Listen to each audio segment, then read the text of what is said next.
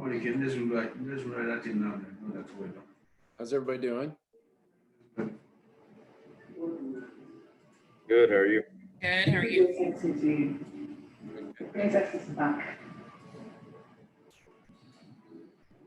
that a joke or what? It's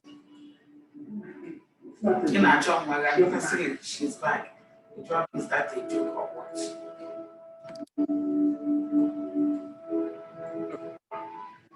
So we're live on YouTube now, just so everybody's aware. Welcome to the SJCS town hall meeting. Hold on one second. We'll let other people drop in.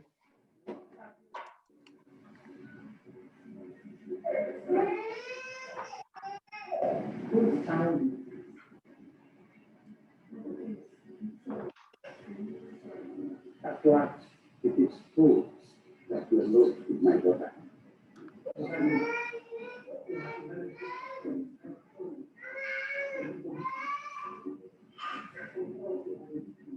So you impregnated my daughter.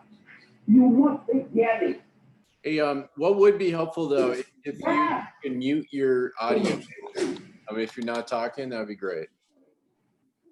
Thank you. Just because we're gonna have a bunch of Adamna house.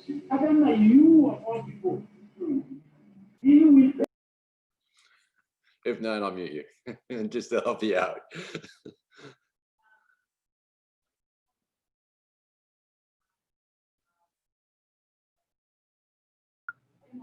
All right, good.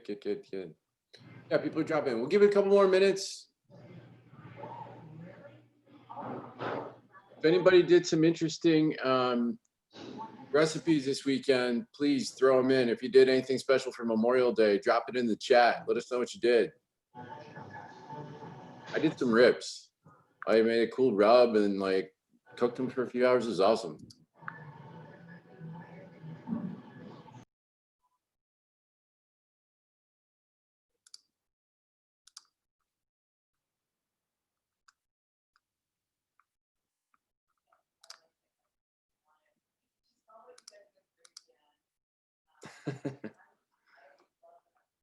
They were good, Ryan, I promise.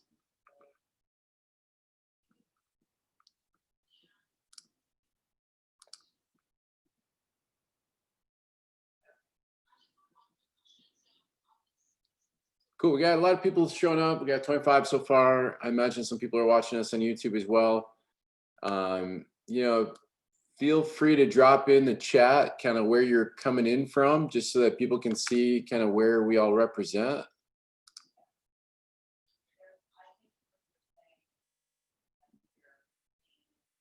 Oh my gosh, that's pretty cool. Best of 7, how many games?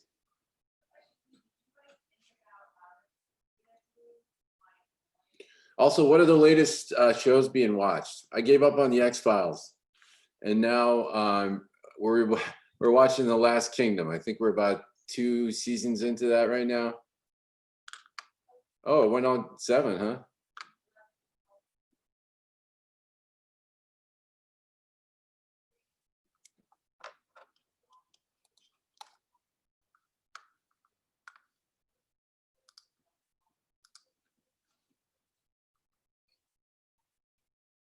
Cool. We'll get started in a second. Oh, NCIS. I used to watch that. Good show.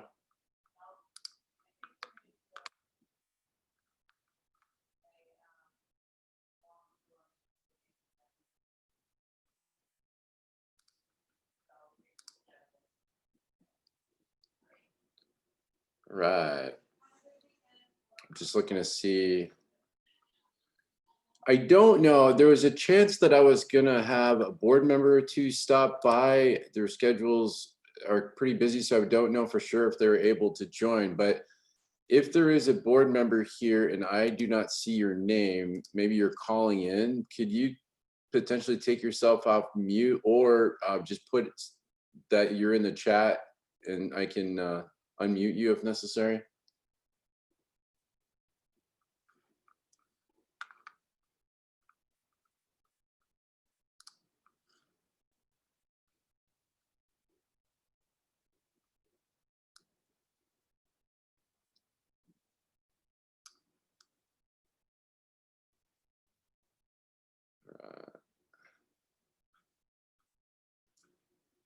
And you can always send me a message directly too.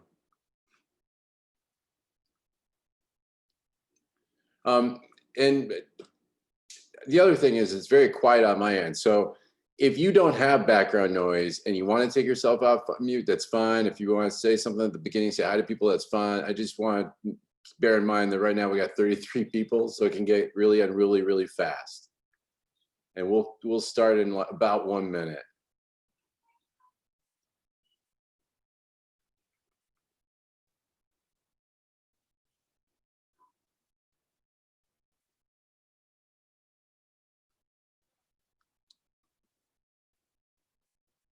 Cool. All right, good. To the volume.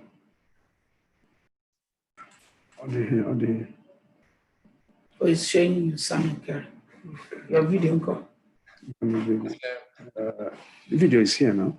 No, let me put my on.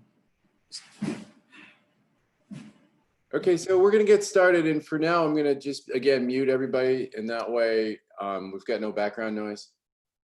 Thanks for coming out to our town hall today. I really do hope that you had just an awesome Memorial Day holiday weekend and found some time to spend with family, loved ones in some way, shape, or form, whether that's with good social distancing or whether that was remotely. It's really important that we've got time to recharge and time to connect with people. So it felt weird, to be honest, to have Monday as an extra day.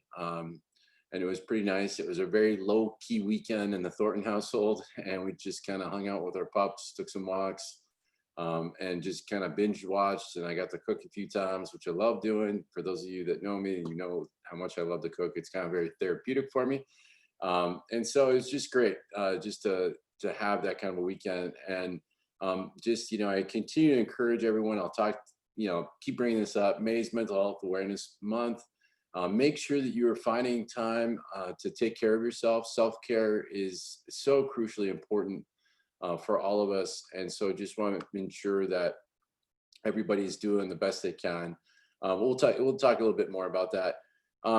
I want to kind of start out our meeting, obviously, with kind of the Vespers portion of our time together, and just kind of, again, keeping track of what is happening across all of St. John's relative to COVID-19 and the pandemic. How is it impacting us on a personal level for the people that we support, as well as our own team members? Right now, in terms of people we support, we have 9 people in DC and in Virginia, that are testing positive for COVID. And it's clustered right now mainly in Virginia with 8 people there, and we have 1 hospitalization.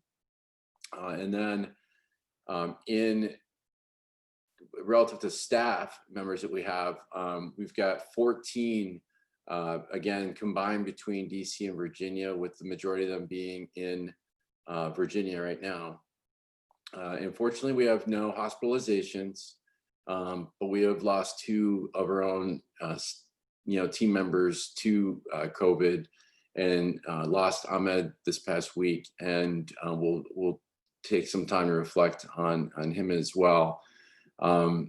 We are awaiting results, I guess, in Tennessee for 2 homes where we've tested. So far we haven't heard of any positive tests there, but I guess there's symptoms that require people to be tested. So that's happening, and we'll report back on that.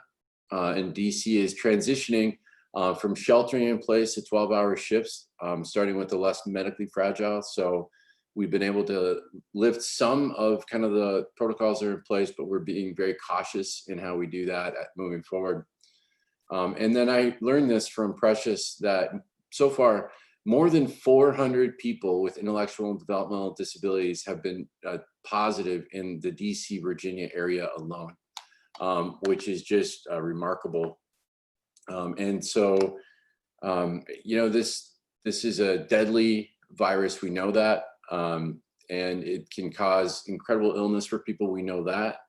And, every case that we have represents risk. Every medically fragile person that we support represents risk. Every staff member has risk in their own life, and it's something that we know is going to be with us for a while, but the impact has been harsh. I mean, losing people to it that have lost their lives is just terrible.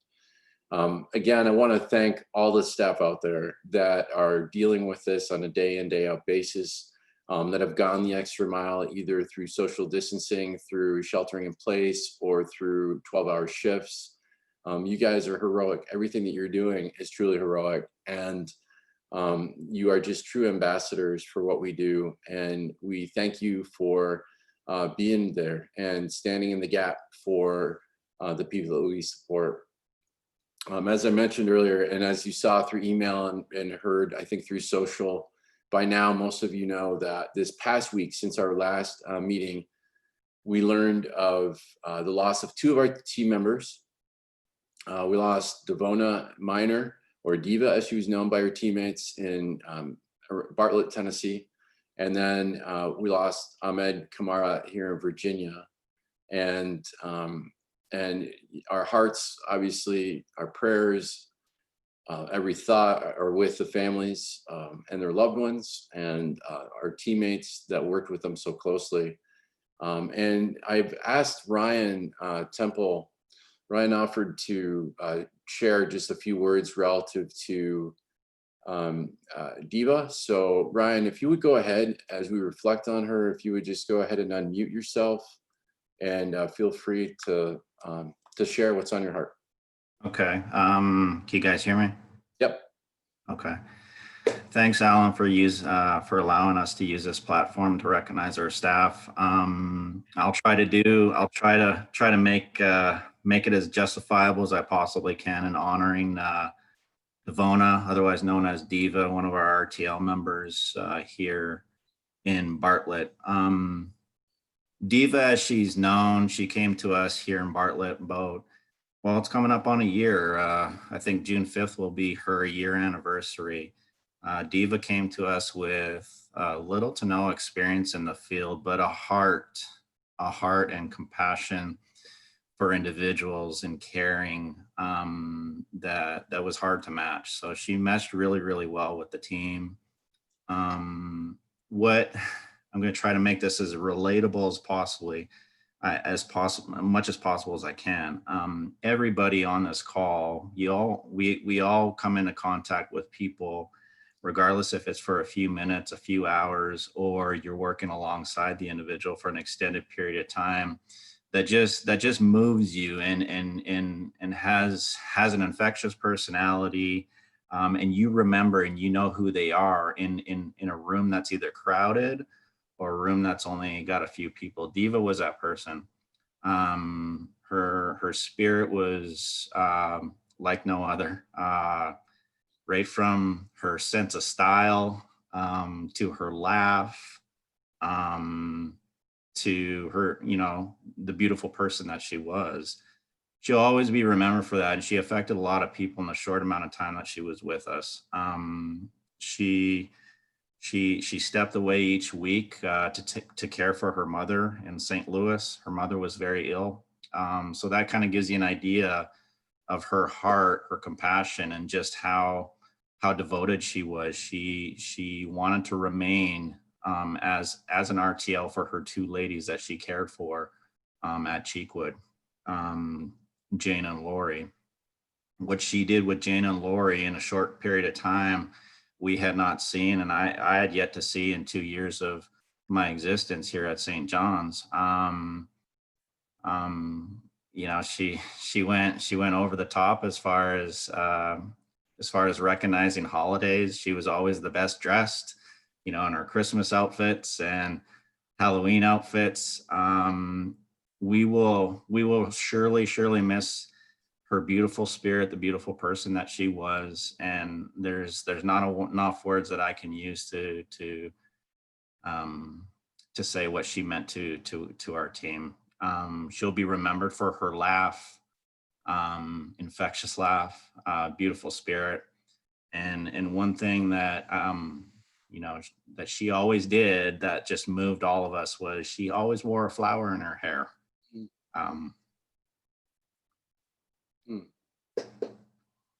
And that was pretty powerful, and a lot of people always will remember that. So please be praying for our team, her staff, and the ladies that she took care of. Thanks, Alan. Thank you, Ryan, and our prayers are certainly with you all. Kwaku sent something along for me to read, and just, you know, his thoughts as he's working through now the second loss of a team member to COVID in 2 weeks. So you can imagine that he's feeling, you know, pretty busted up right now, that the team is reeling right now. So he asked that I would read this for him, and it's very thoughtful. So I want to just take a minute or two and go through this with you as we reflect on Ahmed. So Kwaku starts kind of with the word principle, and you know, defines it as a fundamental truth or proposition that serves as the foundation for a system of belief or behavior or for a chain of reasoning. Then he looks at the word opinion, you know, a view or judgment formed about something, not necessarily based on fact or knowledge, but the beliefs or views of a large number of majority of people about a particular thing. And an estimation of the quality or worth of someone or something. And then he looks at kind of the word etymology and uses an example of speaking softly and carrying a big stick. And he says, often attributed to US President Theodore Roosevelt as an expression of his view of foreign policy of possibly earlier origin. And then he went on and he shares this proverb: do not boast or utter verbal threats, but do make others aware that you are prepared to act if necessary. And this is where he writes his thoughts about Ahmed. There's debate on the origin of this phrase. Some attribute the phrase to Theodore Roosevelt, some attribute to a West African proverb. So what does this have to do with our tribute to Ahmed or anything? Well, opinions change, evolve. However, principles stand the test of time. Ahmed lived by these principles. We have all experienced attending funerals of persons we knew to hear a eulogy, which was written thoughtfully and compassionately. However, the picture painted in the eulogy wasn't a true mosaic of the person while alive. And this is where Ahmed is so different and why this hurts so much. So let's look at the principles of breaking it down in order to understand it. To carry a big stick is to embody knowledge, love, and will. To embody this enables one to walk softly in this world along one's chosen path. Will. In order to manifest a will to power, we must manage our desires, passions, and fears. To do this, we must ask of ourselves. You cannot ask and find the answer to that question without some time in absolute solitude to find out. You cannot run from, stifle, imitate others, apologize for, or explain away your desires, passions, and fears. You cannot lie to yourself about this. This is an answer gained only in solitude during times of knowledge, seeking, and reflection. To ask the question is easy. To be honest with the answer is the hard part. And to walk softly with your answer is the key. To carry your truthful answers is your big stick. Love. It is a constant coming together and a constant falling apart and a constant coming together again, sometimes in a different space and time. Knowledge. There are no bounds to what can be learned and ultimately understood. This is why it is of utmost importance to know and be able to effectively manage yourself mentally, emotionally, spiritually, and physically. Once you know yourself better, you must do better for yourself. Ultimately, this is why this had everything to do with Ahmed. He lived these principles every day, and we were lucky to see it practically lived out for 20 years. Ahmed was very quiet. He was a man of very little words. However, he had the will, love, and knowledge to live his chosen path. If Ahmed wasn't at work, he was at home with his family. After he left working, taking care of people who couldn't take care of themselves, he went home and took care of his family day in, day out for the last 20 years. When we started experiencing positive cases of COVID, we were only down to 2 staff in one of the homes whom were significantly impacted. The 2 staff we had was the program director and Ahmed. The program director asked Ahmed, all the other staff have called off, how come you choose to stay? And Ahmed replied, I can't just abandon my guys. If I leave them, there will be no one else. That was Ahmed. He never argued with any staff, never received a corrective action, and always had the will, love, and knowledge to care for our SJCS family and his. So his principles live on in all of us. It means to walk softly and carry the big sticks of the knowledge of yourself, love and acceptance of yourself, which then affords a will that leads to self-empowerment and understanding. With this, you can manage your desires, passions, and face and overcome your fears. You will not be manipulated by them. Others will not be able to use them against you. You do not have to convince anyone else the truth and understanding of yourself. Just know it and live it. And in doing so, you might inspire others around you to do the same. So thank you, Ahmed. And thank you, Kwaku, for taking the time to share those thoughts with us. And just in a moment of reflection and solidarity, I would just ask that we all observe a moment of silence, just to remember those we've lost and those who are battling, and those that need to be held in our hearts. Please join me now.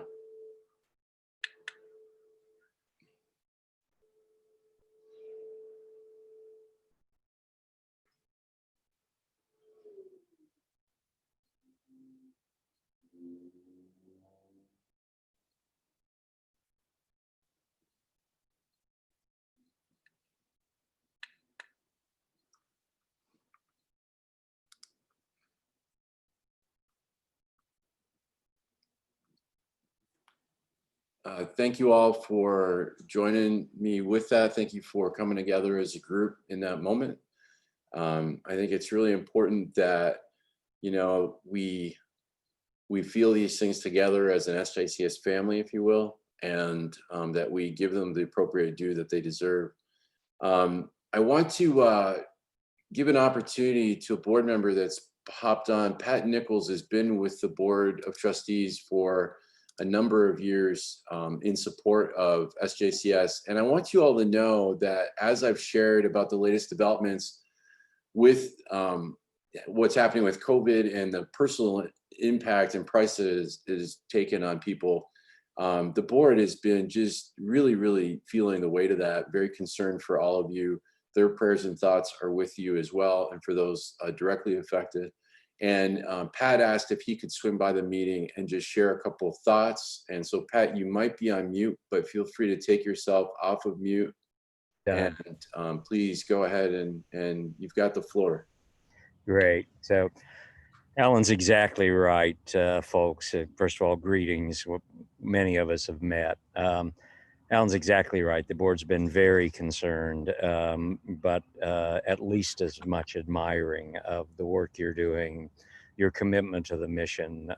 We really are in awe of what you're accomplishing and under the circumstances under which you're accomplishing them.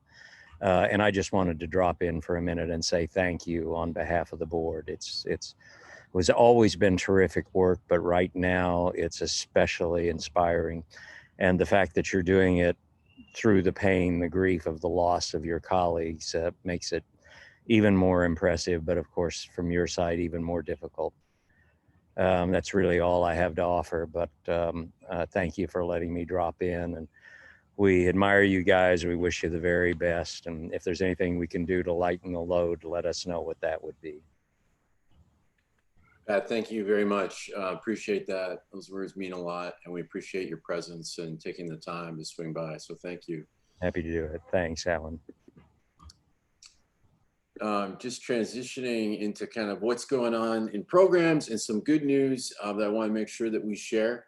We always have to, you know, be sure to celebrate. We have to be sure to highlight good things. Last week, we were inspired by Precious and Tony's story, and just thrilled to be part of that and hear directly from them how they came through that terrible time of Tony being hospitalized and placed on the ventilator, but the amazing inspiration it was for both of their stories woven together, and how they overcame that adversity, and how Tony's well on the road to recovery now. We're very grateful for that.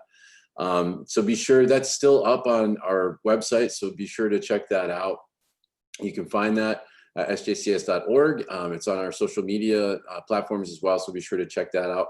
And also, today is hashtag Frontline Friday, and our hats go off to Gary Morris, who's a regional team leader in Jackson, Tennessee, and has been with SJCS for 2 years in that role. just an amazing man from what I understand, from what I read on the Facebook post. Be sure to check it out. And he has a great quote. I enjoy providing a service for the clients and knowing that I make a difference.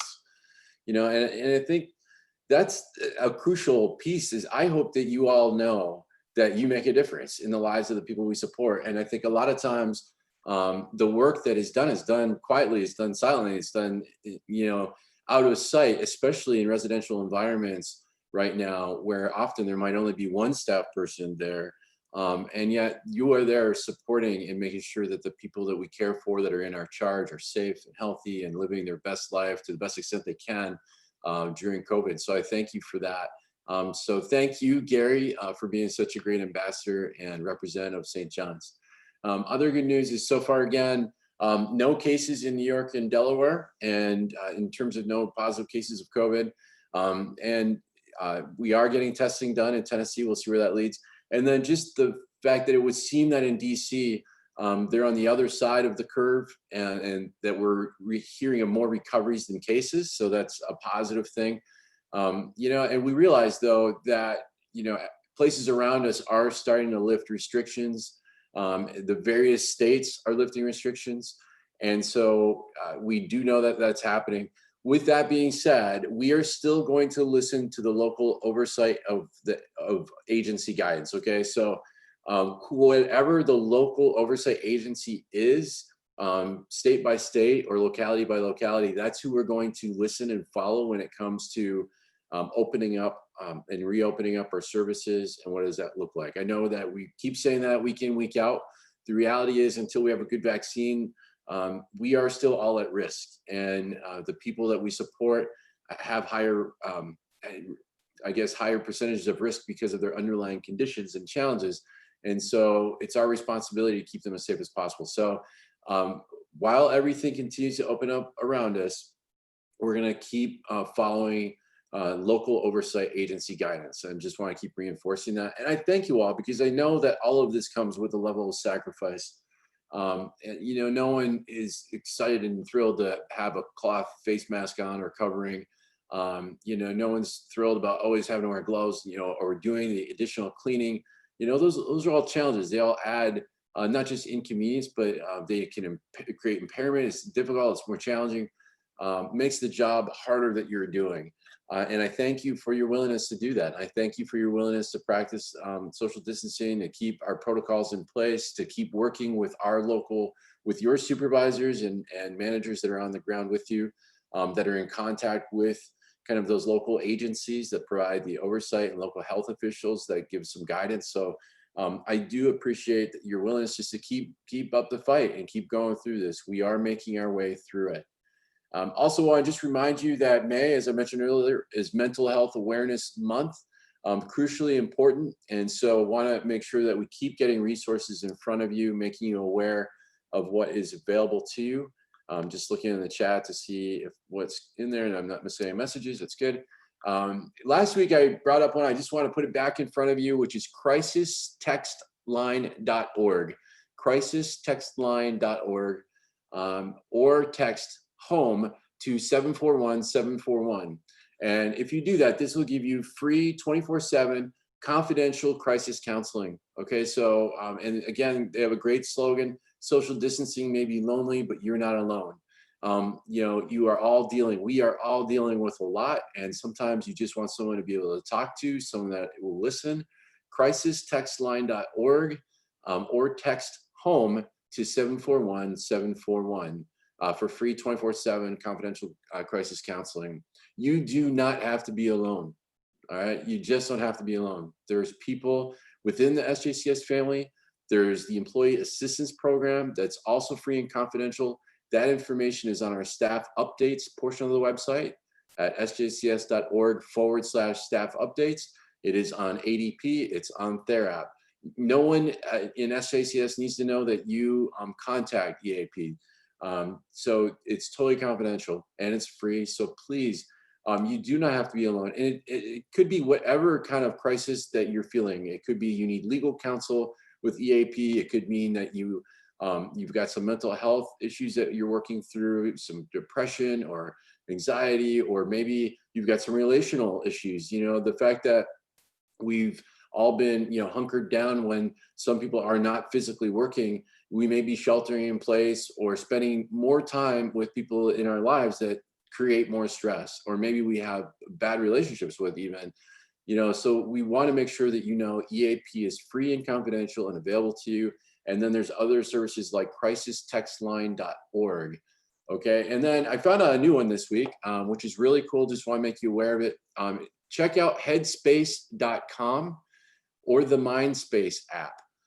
During COVID, they have made the app free, and they've got a number of different meditations that are available, audio meditations that are available on the app. Okay, so the Mindspace app is free, and they are provided through headspace.com. So you can learn more about them by checking out headspace.com. You can learn more about the meditation that they're making free and available, and the app is free as well, so you can access their content for free. I don't think it's all their content, but they want to make sure that they're putting things to support people, especially with mental health during the COVID pandemic. So I thought that was a really cool one to check out. And then just, you know, I'm going to keep updating until we're on the other side of open enrollment, but I want to make sure that you're updating your information to ADP, that it's totally accurate and up to date. So as we prepare for open enrollment, which is literally right around the corner, want to make sure that your phone number is accurate, that your email is accurate, that your beneficiaries are accurate. Remember, this is an active open enrollment. This means that you have to take action. Your benefits will not just continue, you have to take action. So that means that you need to call the call center. We'll make all that information available to you in a variety of different channels, so you won't miss out on that. You'll hear about it. But when we go live, you've got to talk to a benefits specialist about what benefits you want to sign up for. If we don't hear from you, then the call center will call you, okay? And they'll walk you through. So it's not a punitive thing. They just want to help you. They realize everyone's got a lot on their plate right now. So in case you're not able to call, they will start calling you. But it is an active enrollment, so you have to participate in it and make sure that you elect what benefits you want to sign up for. And then just going to keep reinforcing communication, over communication, particularly with your supervisor, because I think that the risks are high, right? As things start to reopen around us, there's going to be more foot traffic. You're going to come in contact with other people. You may accidentally come in contact with someone that has tested positive, and, you know, make sure that if that's the case, that you are talking to your supervisor, letting them know, and then talking to local health officials to find out what the local testing protocols are, and then communicating kind of what the after protocols are with your supervisors, so that they know what you're up to, and then any return to work, make sure that you're following our protocols there too. So we thank you for your cooperation on that. It's been good. This is a great group, and we just encourage you to stay in contact with your supervisor. It's incredibly important. And I think because the risks are going to be higher with things reopening now more than ever, it's really, really, really important. Other highlights and things around St. John's, just to make you aware of. So, you know, we're almost through May, which is really remarkable. I mean, it's May 29th. I feel like this month flew. This week has felt very long, but I feel generally like the month of May went a lot faster than the month of April. Maybe I'm alone in that. You know, we're almost into June. We'll be into June next week, which is incredible. So, you know, we're making our way through this, and it's taken all of us rowing in the same direction to get there, whether it's on the operational front, whether it's on the finance front. Everyone is doing their part and trying to contribute at the highest level they can. We're doing okay. We're managing. We have plans for hazard pay, and I hope I have said to the team that I would like to see the hazard pay rolled out in jurisdictions that we have funding from PPP in place at the next payroll. And so that would be right now, DC, that would be Tennessee, and once we have access to the funds, it should be Virginia as well. So just to clarify, we have received PPP funds for 3 of those communities, Tennessee, DC, and sorry, I'm blanking, Virginia. And those funds need to be used in those jurisdictions. we can use those funds towards hazard pay, and we are doing that. So the team has been crunching the numbers to figure out the right amount, right formula, what that will look like. And we will be rolling that out starting hopefully in the next pay period. And then we are also working a plan for Delaware and New York because we don't have a PPP loan for them. So we have to find other resources to make that happen. And we are in the process of doing that. So it's unlikely that New York and Delaware will see that in their next paycheck. But I've really asked the team to drive hard to get it in the next paycheck for Tennessee, Virginia, and DC. Sorry, I'm getting confused. And where appropriate, it will be retro. And again, we have a finite amount of time to use these dollars, right? So this will last for the course of that time that we're allowed to use the dollars. Right now, it's 8 weeks. There's pending legislation that if it passes through the Senate, that it could become longer than that, which would be good. But right now it's 8 weeks. That's what we're working with. And then let's see, what else do I want to just make sure that we hit on? And then we're continuing, again, I keep bringing this up, but again, this is kind of, the work is taking some time and there's a lot going on here. Rich and the team have been working very hard with the leadership team and the state directors, looking at all the service lines, because we want to understand, are they financially viable to reopen? If so, how do we reopen them? When do we reopen them? What does that look like? So we're working those plans right now, and we will continue to do so. And certainly, as we learn more, we will certainly communicate appropriately with you, okay? There is a possibility that some service lines that are underwater may not be able to be reopened. When I mean underwater, I mean losing money. We're just not in a position where we can fund or subsidize certain service lines that are losing money. And so we're looking at all these things. It is possible that we may have to do further restructuring. We need to come out of this stronger. And going into this, we were in a precarious position already. We were making improvement, but the pandemic certainly has negatively impacted us on an operational and a financial front. And we are doing the best we can to figure out kind of, okay, what's the next chapter of St. John's look like as everything starts to reopen and we start living kind of in this new normal time. So we're going to be cautious and conservative, as I mentioned previously, and we're going to be very thoughtful in terms of our strategy and our actions for reopening. I do want to highlight, though, that at the beginning of May, we believed that we were going to be projecting a deficit toward the end of May.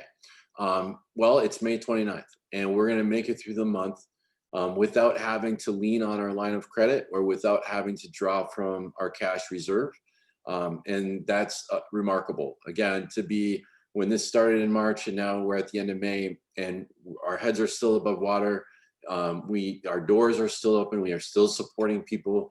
We have certainly had to make some significant changes that have negatively impacted some of our team members that are no longer with us, that have had to be separated or furloughed or laid off from the organization. And that is never easy. It certainly hurts the people that are in that position. I understand that. And it was through no fault of their own, other than just being caught up in the downward trend of revenue and the increased trend of expenses and us needing to move quickly.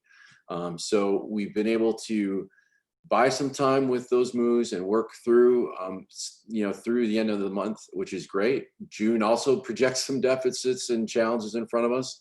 But just want to say, now more than ever, across the organization at all levels, we are seeing people step up and really work together as a team, work as hard as they ever have individually, contribute at a level that's incredibly thoughtful and just incredible performance around. And I'm just very grateful for that. The leadership team is thankful for that. And the board, as Pat shared, is incredibly thankful and just believe that you all are heroes and what you're doing every day is heroic. So thank you for that. On the marketing and development front, you probably saw or by now have heard about our latest Champions in the Crisis live interview with David Bennett that took place yesterday. David is the Vice President of Development and Alumni Relations at Howard University, and he was a phenomenal board member. He just rolled off recently, and he was an excellent interview, very spirited, and just an incredible advocate. He really is the definition of advocate when it comes to St. John's. And so be sure to check that out. It's on our social platforms. It's up on our website right now. And in the queue is John Jackson Jr. In DC, and we're sitting down, and John was a great interview. I'm looking forward to releasing that. And we'll be releasing it in June. And we spent some time specifically talking about our new Oasis program, which is our program for homeless youth here in the District of Columbia, 18 to 24 years old, that are either aging out of the foster care program, or are homeless already, or are couch surfing somewhere with a friend, but basically they don't have a place to live. And we've just started the program. We have one person in it, and we have 2 or 3 more in the pipeline. It took a little bit of a pause with COVID, as a lot of things did, but we're excited about this program. And one of the reasons I'm really excited about it and want to highlight it in June is LGBTQ month.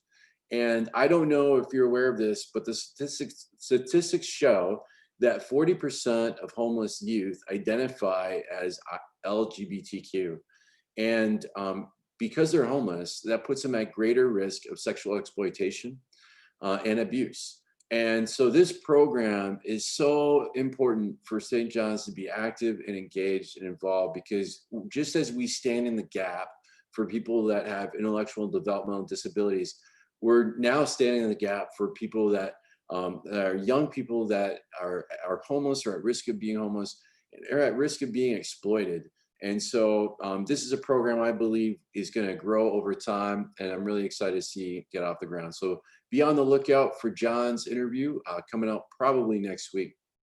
And then also, I mentioned this last week, I'm going to kind of keep saying it until someone takes me up on it, but because of LGBTQ month, I want to make sure that through Champions in the Crisis, through our social platforms, that we are highlighting our affirmation of the LGBTQ community and support.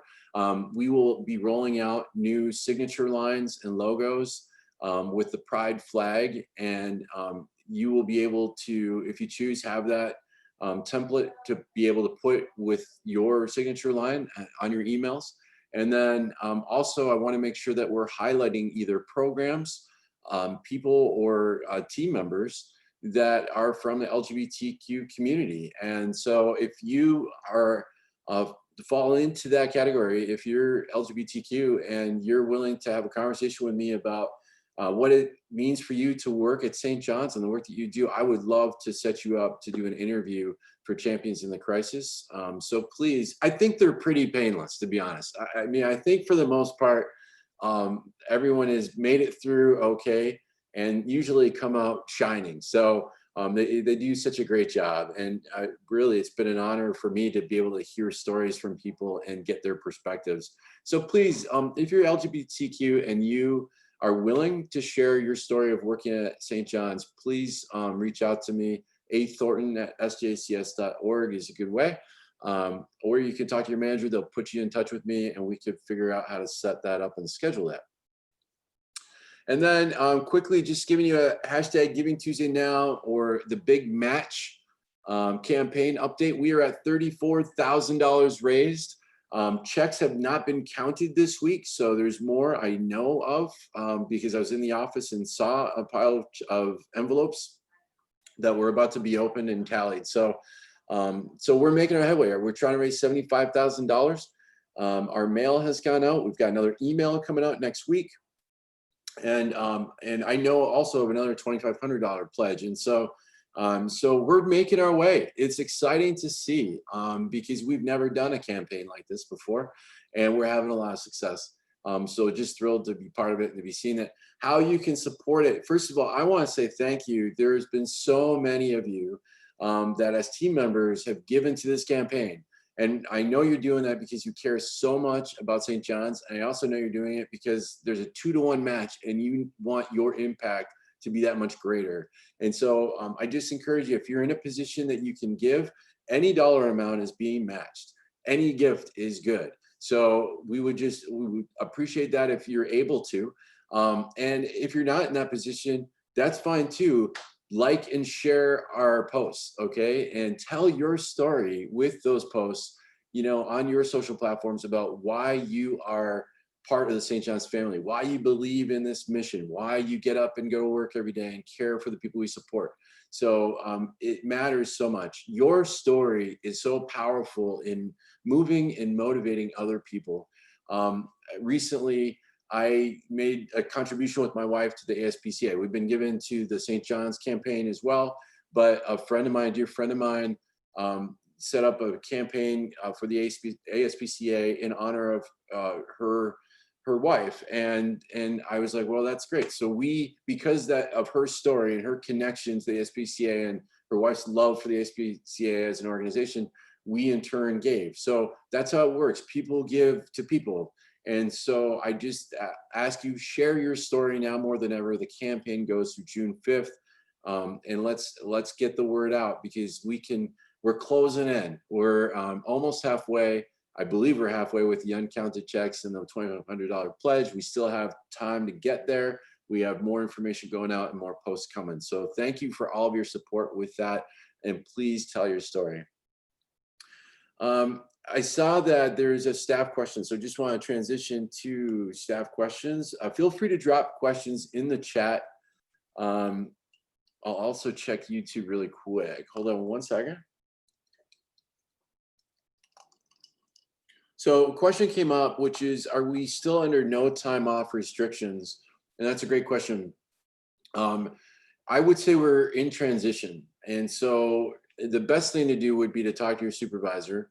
But at the leadership team level, we are realizing it's a new normal. We are now in the new normal. And so that means we need to start figuring out how to get people time off. And so those conversations are happening. I don't have anything definitive yet for you, but I can say the conversations are happening, which means action will be happening shortly.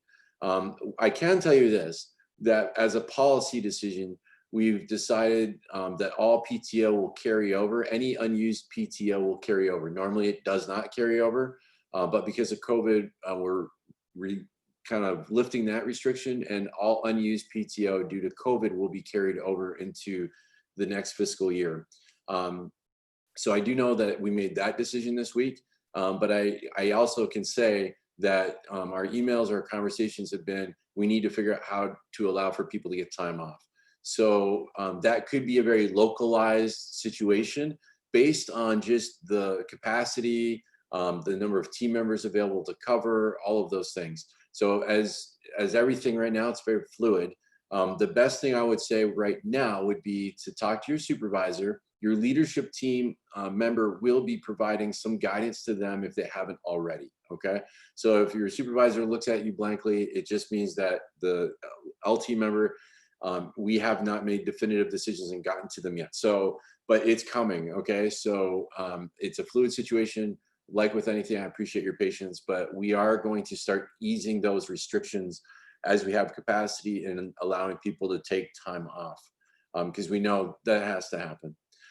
Any other staff questions? I'm going to do a quick look at the YouTube just to see if, wow, there's a lot of comments on YouTube here. Let me just see really quick if there's any staff questions here. Okay, I don't see any staff questions there. Okay. All right, so as I'm winding down, looking at time here, kind of getting into 2 fucks to give, kind of what are my 2 fucks to give for this week, and things that I'm thinking about that I want to share with you. I mentioned this before, but the first one is coming back to what are we about? What's our purpose? You know, especially has it been clarified during this time? You know, certainly keeping people safe and healthy now more than ever has been I don't say a higher priority, but taking a lot more energy, taking a lot more resources, right? That's become what we share a lot about with the public, about how we're playing a role in caring for the most vulnerable people in our communities who are at the greatest risk, and asking them to engage and support us. Living their best life in many ways has become, how do we problem solve and innovate to help allow for that during this time? How do we use technology to allow for that during this time? And we're 151 going to 152 years old, and we've got a lot of legacy. And when I came, I realized that there was a lot of things that kind of are built in as part of our identity that we claimed, right? And so just as I've been thinking about this, and I'm not like trying to say one thing's right, one thing's wrong, more just making observations. So we say we're community based, but we now operate a shelter and an elder care facility, in Harlan Morris. We say we're employment first, but a lot of people that we support are not working right now and haven't been working for a couple of months. There are a few people that have been working as essential employees, and we've continued to support them. Are we tech first? Are we residential first? Are we health and safety first? Just thinking like, what is our identity? And at times like this, I think we keep getting pushed, and we should be getting pushed to clarify our purpose while adapting in providing services all along. And yep, Amanda said it. What we are is people first. That's what we are. We're people first. St. John's is always to be about people, community, and what their needs are, what their dreams are, and how can we make a difference, and the role that we play in all of that. We're people first, and so that this week, with the loss of 2 more team members, hearing how Virginia is struggling with increased COVID cases, and just looking at what's happening in our world around us. I'm just thinking, what does it mean to be people first? And just sharing, like, briefly, like last time I was in Tennessee, I stopped for dinner. I was by myself, and I was, I'd flown in, I forget where I flew into. I was driving, I probably flew into Memphis, and I was driving from Memphis. It was late, and I was driving.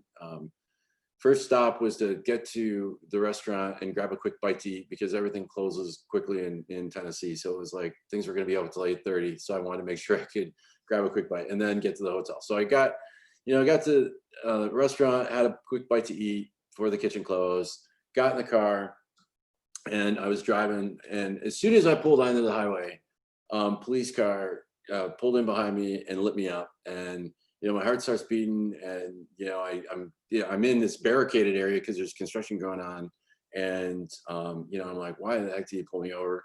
And then I pulled into a spot, and I was nervous. I think a lot of people are nervous in those situations. And he came, he knocked on the side, right side there, passenger side, rolled the window down. This guy's flashlight, looks in the car, and I said, hey, your back lights are off, so I pulled you over. And I was like, oh, I'm sorry, it's a rental. I wasn't aware. I obviously screwed up, didn't turn them on. And he was like, okay, sir, yeah, no issues. And he asked if he could take my ID, look at it quick. And he came back and he waved me. He's like, hey, have a good night. And I was a mile away from my hotel. So he's like, have a good night. Good night. But I couldn't help but feel, honestly, like I didn't match whatever he was looking for when he rolled the window down and took a quick look in the car. And I wondered, what if other people that were not my ethnicity, what would have happened to them in that situation? And, so then I catch up with Precious and her team, and Precious tells me, and so Precious was also with her team in Tennessee. And she told me, and they had a very different experience, but they also got pulled over on their way to where we're all meeting up, which is in Martin. And when they got pulled over, the officer took a lot more time with them, and also made some really derogatory comments that were totally biased about what they had been smoking or anything like that. And they hadn't been smoking anything. But, so that was just like a quick comparison there of white privilege and how, because I'm a white male American, I am treated differently. And then our friends and team members and coworkers and other people in these communities. And I really feel like you know, today, since we're about people first, we can't ignore and not acknowledge what is happening in the world around us, and particularly what is happening at such an alarming rate in the last month. But I know this has been going on, but in the last month and leading up to this past week with George Floyd and the murderous act that took place there, Ahmaud Arbery, you know, just a week or two ago, Breonna Taylor, you know, having her place broken into and being killed, and then Christian Cooper being threatened for being, you know, all he was doing is watching birds in a park and asking a woman to put a leash back on a dog, and she threatens to call the police and lie and say that he's threatening her, and I realized that first of all, I realized that our team members that are of different ethnicities, their experience in our communities is completely different than what my experience is as a white male. And as I saw like what had happened this week, you know, with George Floyd, and just the heartbreak and almost the helplessness that causes to feel, I honestly wanted to just create an opportunity in this forum. I was like, what can I do? You know, what can I do? And I think that is a question that a lot of people that want to do the right thing in this situation, that want to be part of the solution, that they are asking. And I thought, well, as the leader of this organization, I can create an opportunity in this forum to open up a dialogue. And I can ask my friends and coworkers who are of different ethnicity to kind of share their perspectives of how can we, as an organization that is built on advocacy, that believes in advocacy for people, and as an individual, as a leader, and as a white male, like what can we hear? How can we listen? And what can we do to support? What do we need to know? How do we need to think? What do we need to do? You know, I really, all I knew is I could ask some questions and open it up for dialogue.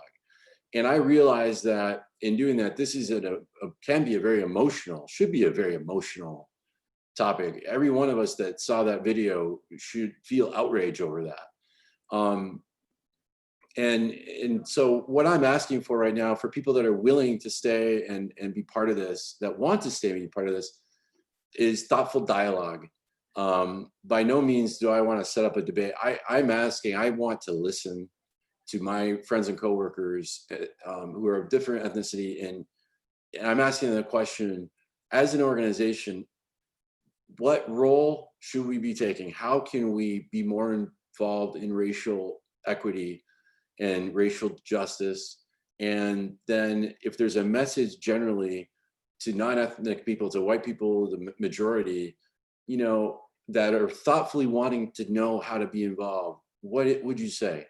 So I believe that we're a community that can listen to each other and have this dialogue. And I wanted just to I realize it's something that warrants hours of conversation, but I wanted to take 15, 20 minutes, you know, if people are willing, and just open it up. And I'm just asking my coworkers and friends for their perspectives. So I think, again, we've got a number of people here, so it can be challenging to manage.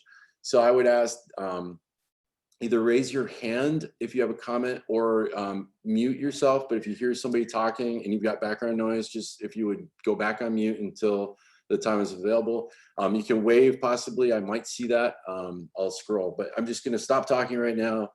We're listening and just wanna hear what you have to say.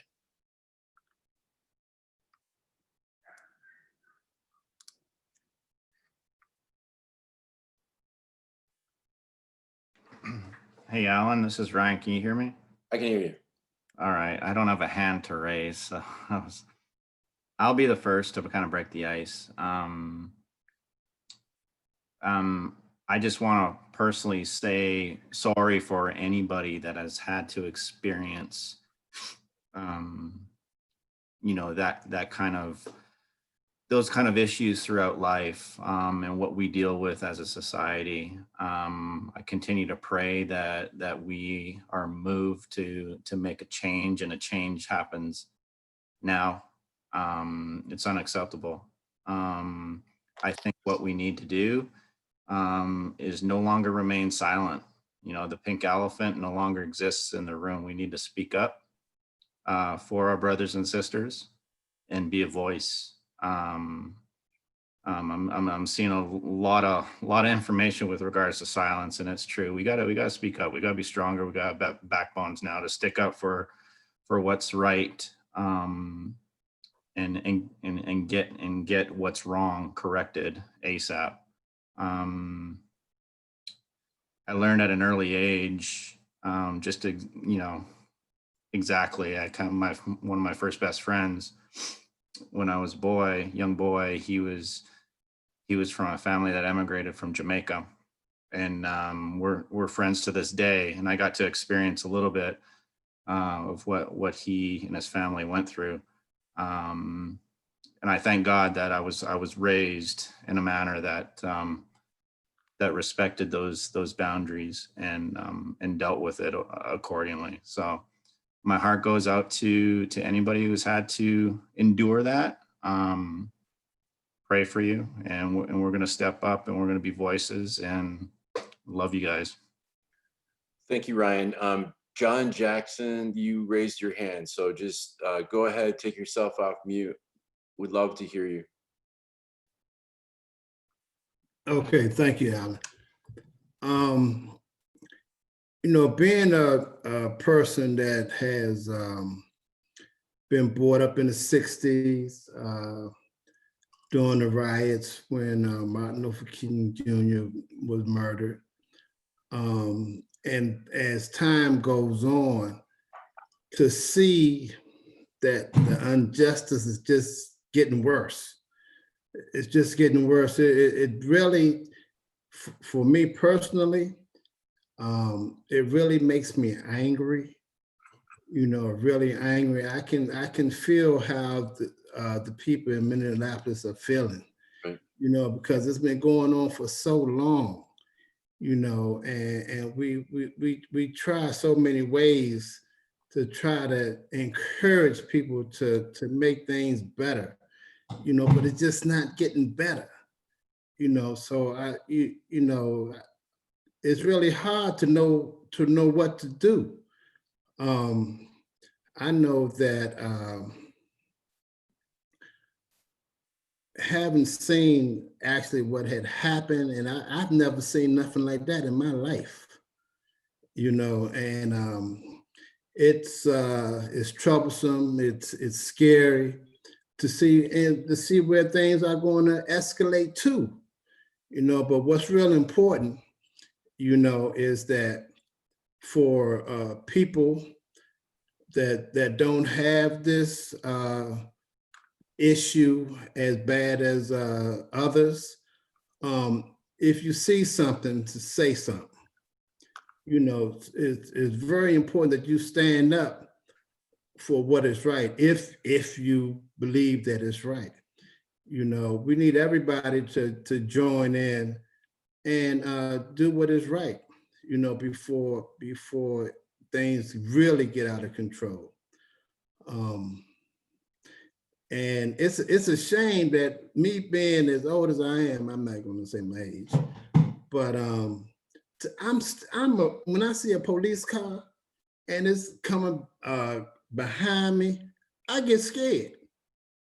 I get scared, and that prompts other thoughts that I don't think I better share now. But that's it for me. Thanks for letting me share. Thank you, John. Thank you for that, John.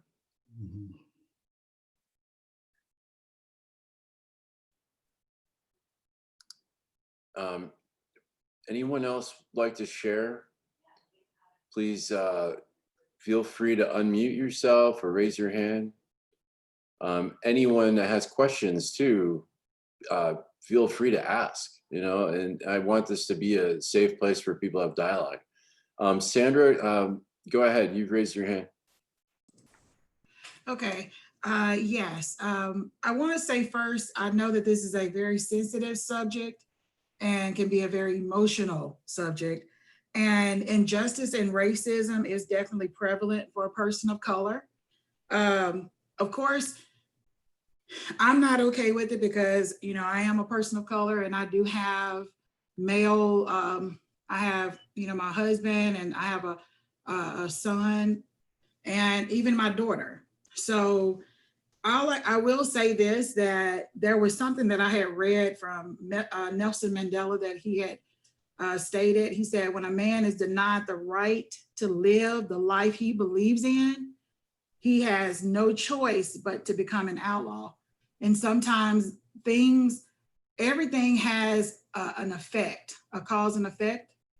And that's probably why we see even more now. And I always used to say history kind of repeats itself and you don't want it to. And I really appreciate the platform that's been allowed for us today to kind of discuss it civilly and to see that there are people that are concerned, because we can't do it just by ourselves.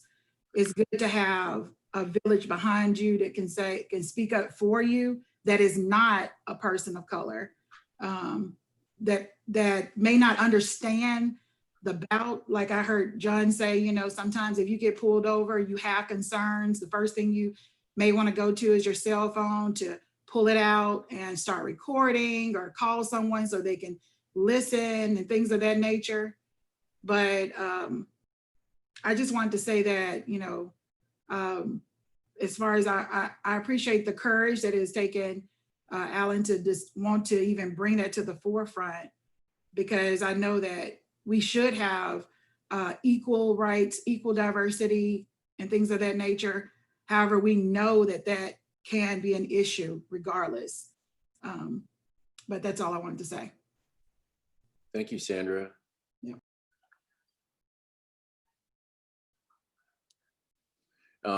For those that may not be aware, so I believe that if you go to the participant tab at the bottom and you click on it, you will have the option, I think, to raise your hand.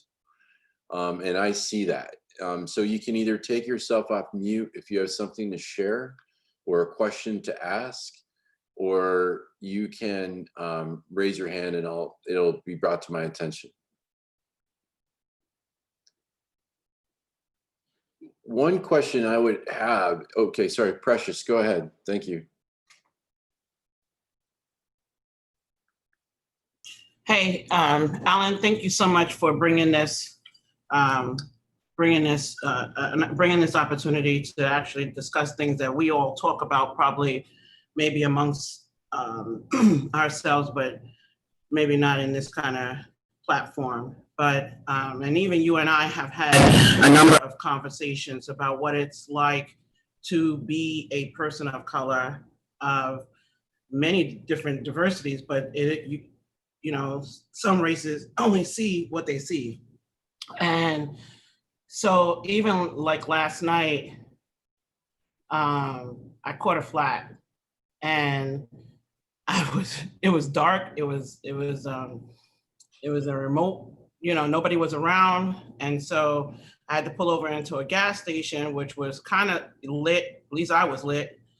We were lit. And and my nerves were up, not because of the flat, but because I don't know what could happen out here. You know, if they approach us knowing that even though some of the shelter in place orders were lifted, but still we're out in the street at a certain time. And I had Tony with me, and we had to wait for a tow truck to come.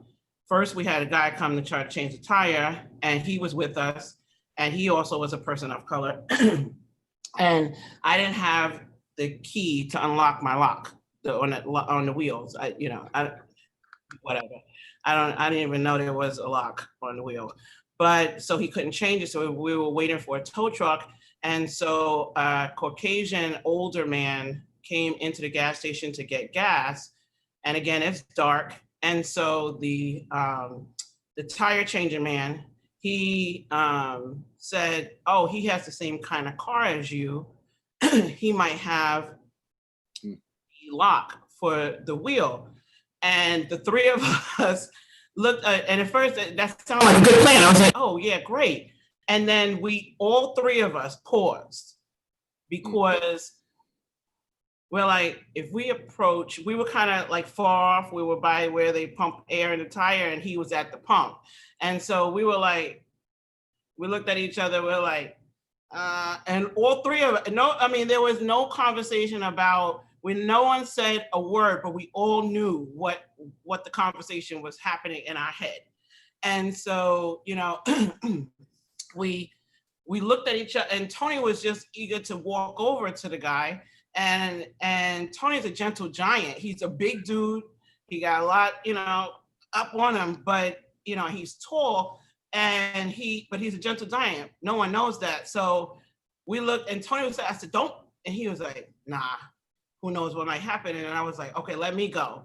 So I was looking a little rough. It was late, but I quickly fixed myself and then approached him very, demure, hey, sir, but really far, extra social distance. But I was like, hey, sir, but I got these dudes, that's kind of like in the backdrop. One has a crowbar in his hand, the other one is just big. And I'm like, hey, sir, so-and-so. And he was like fumbling, fumbling to like, nope, I don't have it. He didn't let me finish. He just was like, nope, I don't have it. Nope, I don't have it. And I was just like, okay, he didn't even, so I walked away. And then, we walked back. And so we had to wait another, 2 hours, for the, and he had to say make, model, whatever. He probably had it. But it's always been that, need to be cautious all day. And that is something that just say, I come from a very diverse family background. So I do have Caucasian family members and those who look very Caucasian.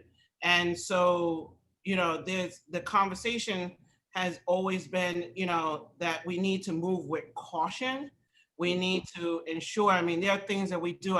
Alan, I expressed this to you before. Kwaku and I and all of us were out in Tennessee one time, or wherever we were. And I was like, no, Kwaku and I can't sit in the front, in Middle Tennessee. One of you, white guys got to sit in the front because, it would, just so that if we're passed by a cop, but that's something that we think about all the time. It's something that we have to prepare ourselves for in almost every situation. It's so that we try our best to mitigate any risk or harm that may come. And it's also, sadly, to make others feel comfortable, because we know that there's a fear or could possibly be a fear. And so we move with that caution so that, everyone else can feel at ease around all this brownness. We're not thinking of hurting anybody with so-and-so, but we know that people feel that way. And so the part that makes me sad all the time, although it's something I have been raised to understand since I can remember, it's just a part of me now. We've been raised to do, but it still makes me sad that I or my nephews or my nieces can't just walk out the door and live. Mm-hmm. They have to consider everyone around them, not in the same sense of just basic safety awareness, not just, we all should be aware. We all should keep our head on swivel when we're out in the streets, but it's more about that we have to, plan for just living a regular life, plan for going to the grocery store, plan for getting gas, plan for hailing a taxi, plan for, everything has to have a plan so that we lessen the fear of others. And that's an all day 24/7 kind of activity. And that makes me sad that we have to do that. And then when we are also supporting people, the people we support may be also people of color, who may or may not understand those things that something like I've been taught since the beginning. They also have to deal with their disability and what that brings, what elements that brings to their life, but also adding in the level of race to their day-to-day interactions. So not only if I'm working with somebody like that and we're out in the community, I have to be cautious for myself, but I also have to put on an extra layer of caution that I would have anyway for advocacy for the person, but also at the same time of safety for that person who may be experiencing, might experience the same thing that I would experience despite the, in spite of the disability. So you have to put on that extra. So if you are working with someone who is in that situation, you are on double or triple caution as you move about your day. And it's even more intense to carry that, like right up in here all day long. It never stops, it never ends. So, again, I just wanted to put that perspective on it. Thank you, Precious.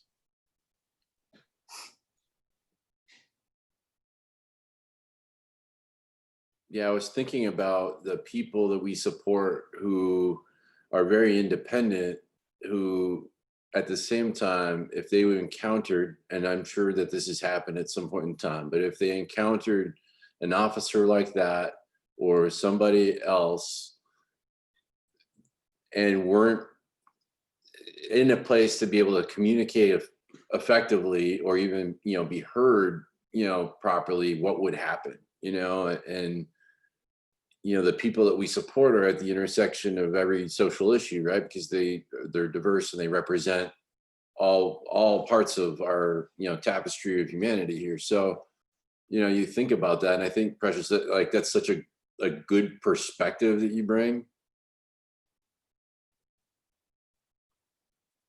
Other comments, hands raised. I guess a question I would have that I would like to throw out, and again, I want to be sensitive to time. We can always pick this up some more, and I realize it's not a short conversation, but I guess a question is, as an organization, are there suggestions? Like, what would you, as a person of ethnicity, hope to see from our organization or other organizations in terms of communicating around, when we see such injustices happening, or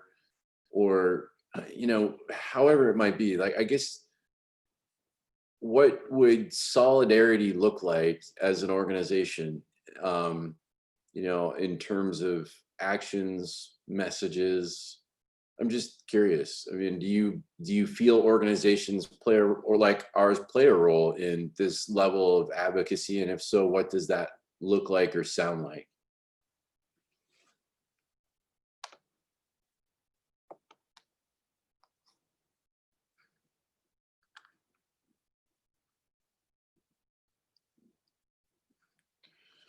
Steve, thank you.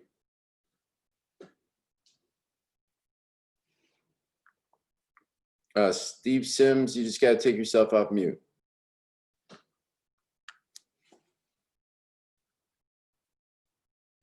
Thanks. So like Precious said, thanks for bringing this topic up. I myself recently, earlier this year or late last year, had a cousin who was actually killed by police officers down in Miami. So even when I saw that, it was an extra touchy subject. And on top of that, my cousin, he's a big guy. And, I'm a big guy, but I'm short in our family. And he was a big guy. He's like 6'3", but a gentle giant, but he was bipolar. And unfortunately, most police officers don't know how to handle people with disabilities. And that's what really gets to me, especially when I think of one of our guys who we're kind of dealing with now, when, you know, he likes to collect swords and he's a big guy, and, you know, we're like, you can't take that out the street, because my fear is something like that will happen to him, that people will not understand who he is, what he's about, and he's not really trying to harm anybody, but just by his skin color, that they're going to take the defense and maybe do harm to him, when he may get terrified and try to call for help, try to do things. So for us as an organization, I think we definitely need to speak out more about this subject, so that we can, St. John's is always an organization that always on the forefront of things. So for us, bringing this to the forefront, speaking to this on the forefront, will be a big thing for us, and also help out the community that we support. That's great. Thank you for that, Steve.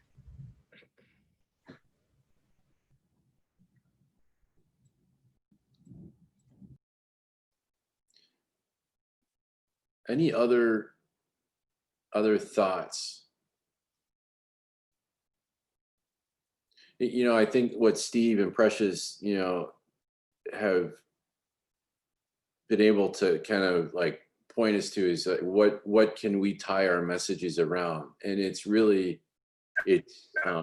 humanizing. It's the reality of the fact that we have people that we support, we have team members, that events like what took place could happen to any one of them. And I think now more than ever, that's becoming clearer and clearer and scarier and scarier, and so being able to put words around that in a way that people can connect with and that raises our voice, I think that definitely we should do that. And so I look forward to figuring out how to articulate that message, and teaming up with people to do that well. I think Berlinda, was it Berlinda that had either she'd taken her mic off, or I don't know if you had something you wanted to say. No, it was by accident. Sorry. Okay, no worries. And then also, Ryan, you just unmiked yourself too, so I didn't know if you had something to say. Yeah. I wanted just to say, just continued prayers and thoughts that, with regards to the trauma that is unleashed when these things happen, it opens up a lot of wounds for people, for all of us to have an understanding approach to that. Thank you for bringing this up. It's a very emotional conversation and discussion to be had.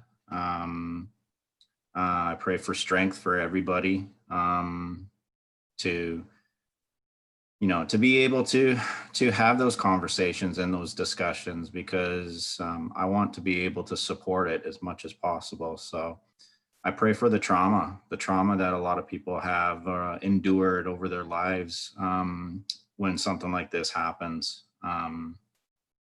So that I just want to kind of throw that out there. Thank you for putting this out there and on the platform for us to discuss. Yeah, thank you. We'll take a few more minutes. Let's target wrapping up around 4, just because that's a little longer than our typical meeting. So about 5-6 minutes. So if there's questions you have, if there's comments you'd like to make, please feel free to do that. Either raise your hand or take yourself off mic. Really, I wanted this to be about listening and learning. So appreciate that. Laura, I see Laura and Cherie. So Laura, why don't you, I think I saw you go live first, and then we'll go to Cherie. Hi, everyone. Thank you, Alan, for opening up this conversation. I just had a conversation today. We had a new hire orientation, and this young lady, great staff member, she's hails from Africa, as many of our staff members do. And we have one particular individual who, due to his disabilities, verbalizes things which are of a racial nature. They're hurtful. You know, and this is one of his behaviors. She was very, very concerned about it. And my first comment to her was to tell her that I could never imagine what she's feeling. And she was really appreciative of that. I think just saying that, me as I'm beige, right? You know, I could kind of slip in between whatever, and in the summertime I might be brown. But I can never put myself in her shoes and understand what she's feeling when someone verbalizes awful, racial, terrible things to her. And she really appreciated it. I think she felt that I was supporting her just in that moment. Just let her know that I can never feel that, but I want to help you with it. You know, and my advice was her to remember that she's supporting someone that has this behavior, this disability, and that it is not about her, you know, and to hold her head up and continue on. But it just came up today. It's an everyday thing. I think that the other thing I'd like to say is just that people need to vote. That sounds like such a white thing to say, but people need to vote. I think this has always been here, but now it's just brazen. It's out in the open and it's become mainstream and acceptable, you know, these types of things. So, you know, friends, family, everybody, vote, vote, vote. That's all I have.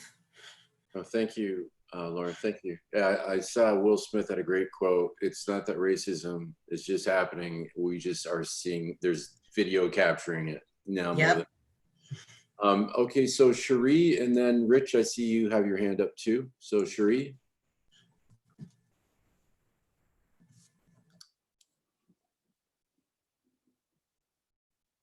Cherie, I know you took yourself off of mic, but you're muted now. Do you have something you'd like to share?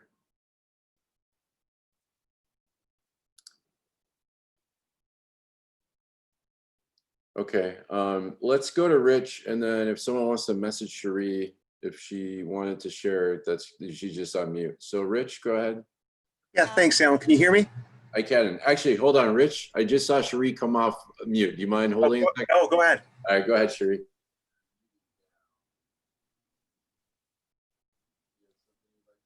Hey, Alan, can you hear me? Yep, we can hear you. No? We can hear you. You're a little quiet, but we can hear you.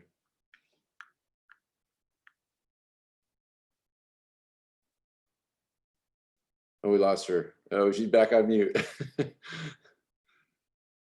Okay, we'll let Cherie figure that out. And Rich, go ahead, and then if Cherie's available, we'll come back to her.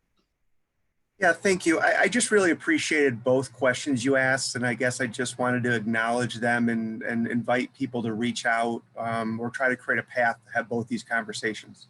The first is that an acknowledgement that there's sort of institutional racism and challenges, and that as all of us move through that, there's no question that St. John's could probably do a better job, and that we may not even recognize some ways in which some of these institutional thoughts or beliefs or behaviors find their way into work settings or experiences. And so how do we evaluate that and understand that and simply try to do a better job organizationally to be a safe place for those we serve and those we support as employees. And so just simply wanting to say that and invite a path to evaluate that in some way, and just to try to be a voice to hear that. And if so, certainly personally, if someone wants to identify those things or doesn't feel safe in a way to do that, I would encourage you to reach out to me or Alan or others that you might feel safe with, and just try to create a space to do that. The other thing I really appreciated was the conversation about how do we make a difference. You know, even before I heard the news or got onto Facebook, you kind of immediately knew what the conversation was going to be. There was going to be the Blue Lives Matter conversation. There was going to be the look at the riots conversation, and that all the political landing points and the safe dualistic ways of viewing the world were going to immediately fall into play. And that I think finding a voice to move this forward has got to be about getting past this dualistic conversation, making people move forward together, recognizing our own racism, And also recognizing that that word is much bigger than just pure hatred, fear, mistrust, just misunderstanding that sort of finds its way into our lives, and trying to have a more meaningful conversation than good or bad, evil or not. People, human beings, children of God are dying because we're unable or unwilling to have those conversations. And I would love to think St. John's could create a meaningful path to have that dialogue. So I really appreciate you bringing it up. Thanks, Rich. And again, I think Rich really, it's his heart that as an organization, we truly support our employees to the best of our ability. And I know that, we're not a perfect organization. And so I appreciate Rich's words, because I do want to see us improve on a lot of different fronts. I know we've made some mistakes. I know that we've made some improvements. I hope that you'll join me in being on the solution side and figuring out where and how to improve. And I appreciate Rich, you asking that. It's 4 right now. Cherie, do you want to have kind of our last word here? Let's see.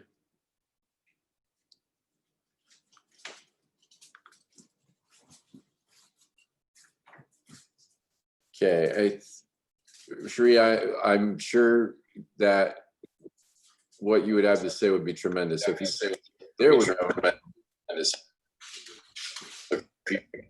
There we go. Sure. Hey, can you hear me, Alan?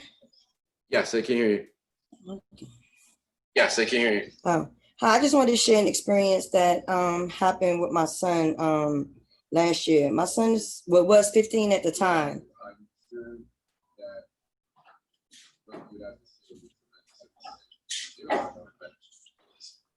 Hello? Yeah, you might be getting some feedback. Hi. You might be getting some feedback. Sure. Hey, can you hear me, Alan? Okay, I just wanted to share an experience that happened last year with my son. He was 15 at the time, and my son is a big guy. He's about almost 6 feet and a good 220, 230. But my son catches the metro home, and I always told my son, if anything happened with the police, you tell them you don't want to answer any questions, that you want a lawyer, because I know sometimes they use things with our young Black men against them. So when the police was talking to him and asking him what was his name, unfortunately, my son wouldn't tell him his name because he kept thinking about what I told him to say, not to say anything. But anyway, just getting to it, it took 3 police officers came, detained my son, arrested my son, and took him to the police station. But his friends that videotaped it showed how these 3 police was really roughhousing my child. And I was very upset about that. And when I talked to the police officer, he was saying to me that, your son a big boy. He a big boy. So, he think he going to intimidate me. I said, so you let a 15-year-old intimidate you? So he was more intimidated by my son's size and the fact that he was Black. And I think that more led to what happened to my child. So, it makes me scared that I have 2 sons, and it makes me very afraid. And I tell them, if the police pull you over, just do everything they say, be careful. And you are very afraid when your children go out there in the world. It makes you very afraid. And all you can do is just keep praying. And I think I sent something earlier and just saying the first step is always is recognizing there's a problem. And I think we've done that as an organization. We've recognized that it's a problem. So I just think us keep having these conversations, and with our white friends that are out there to stand with us and help us talk and conversate, and even talking to your friends who may not understand it, and bringing more awareness to your friends in your circle who may not have that awareness of what's happening out here. But I just wanted to share that because that was a very traumatic experience for my family. Yeah, that would be for sure. Thank you very much, Cherie. Appreciate that. I think in wrapping up, just final thought. So first of all, thank you all for your willingness to engage in the dialogue.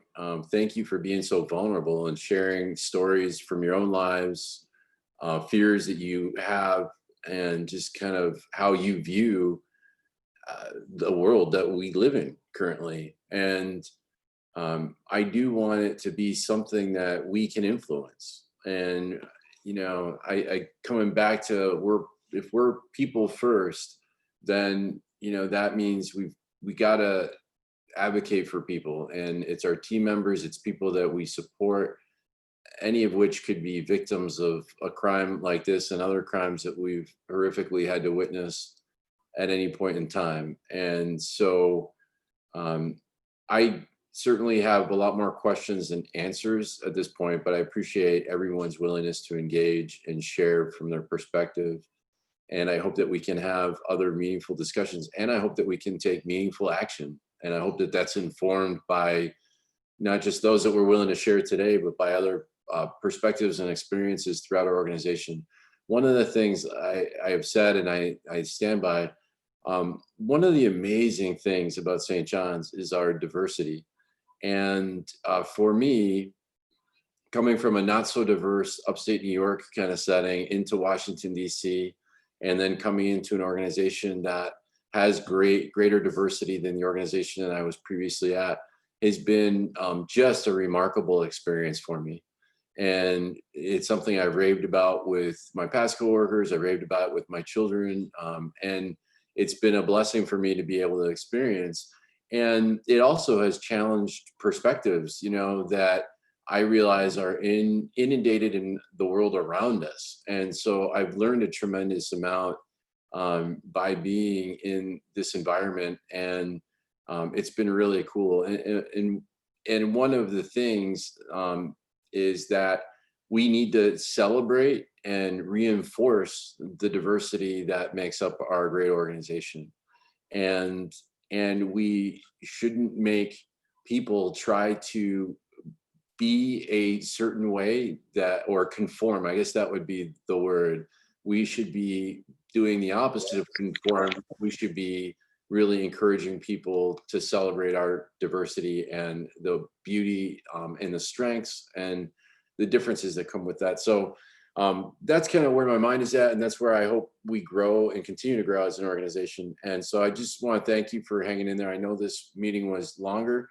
I hope you felt that it was worthwhile, and you know, we look forward to learning and doing more together. So thank you all for taking the time. I'll hang out for a couple minutes, but we'll adjourn our meeting now, and enjoy and have a good weekend. I hope at some point in time you are able to get some time for yourself or with your loved ones.